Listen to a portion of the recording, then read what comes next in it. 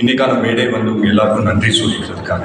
So நான் இங்கேருந்தே ஆரம்பிக்கிறேன். ரொம்ப ரொம்ப தேங்க்ஸ் பிரசன்ட் மீடியாவுக்கு. ஏன்னா இந்த மாதிரி ஒரு படம் எடுக்கிறது ரொம்ப ஈஸியான ஒரு விஷயம் கிடையாது. அண்ட் இந்த மாதிரி ஒரு படத்தை சப்போர்ட் பண்ணுறதுக்கு நிறைய கருத்து வரும், நிறைய வேறுபாடு இருக்கும். பட் இமென்ஸாக வந்து சப்போர்ட் பண்ணதுக்கு மிகப்பெரிய நன்றி நான் சொல்லிக்கிறேன். ஸோ அதை தாண்டி வந்து எனக்கு இந்த படம் வந்து பராசக்தி சுதாமன் வந்து ஸ்கிரிப்ட் கொடுக்கும்போது நான் படிக்கும்போது எனக்கு உண்மையிலேயே ரொம்ப ரொம்ப பெருமையாக இருந்தது, ரொம்ப ரொம்ப சந்தோஷமாக இருந்தது.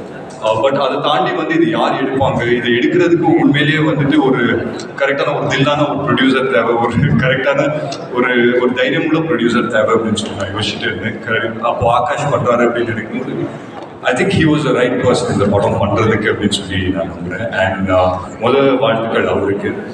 அண்ட் பொதுவாக நம்ம வந்துட்டு நிறைய படங்கள் பண்ணுவோம், பட் ஒரு சில படம் தான் வந்துட்டு ஒரு மாதிரி ஒரு ஆர்டிஸ்டாக வந்துட்டு ஃப்ரீயாக பண்ணக்கூடிய ஒரு வாய்ப்பு கிடைக்கும். அது வந்துட்டு இந்த படத்தில் அமைஞ்சது அப்படின்னு சொல்லி நான் நினைக்கிறேன்.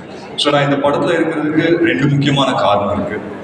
முதல் காரணம் வந்துட்டு நீங்கள் இந்த போஸ்டர்லேயே பார்த்தீங்கன்னா நிறைய ஸ்டாம்பிங்ஸ் இருக்குது. ஸோ ஜிவியோட 100வது படம் நான் சொன்ன மாதிரி எப்பவுமே சொல்லியிருக்கேன். ஜிவியோட 100வது படம் மிகப்பெரிய ஒரு மைல்ஸ்டோன்.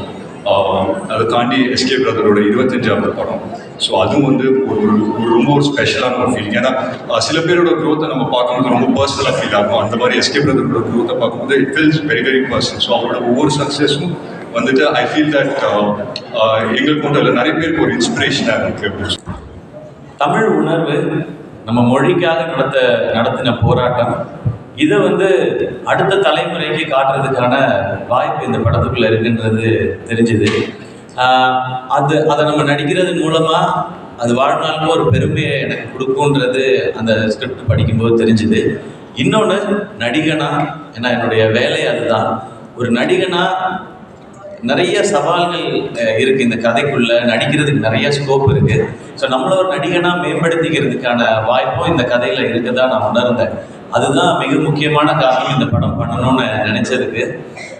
அப்படி அவங்க எழுதியிருந்ததும் அண்ட் என்னோட சுதா மேம் வந்து இதுக்குள்ளே நிறைய வருடங்கள் எடுத்துக்கிட்டதுனால எனக்கு வேறு எந்த கேள்விகளும் இதுக்குள்ளே இல்லை. மேம் நீங்கள் பார்த்துக்குங்க, நான் வரேன்னு சொல்லிட்டேன். நீங்கள் டிசைட் பண்ணுங்கள் ப்ரொடியூசர் யாருன்றதையும் நான் சொல்லிட்டேன். அப்படி தான் இந்த படம் ஆரம்பிச்சிது. ஏன்னா இந்த கதையை ஒரு சினிமாவாக்குறதுன்றது ரொம்ப ரொம்ப கஷ்டம்.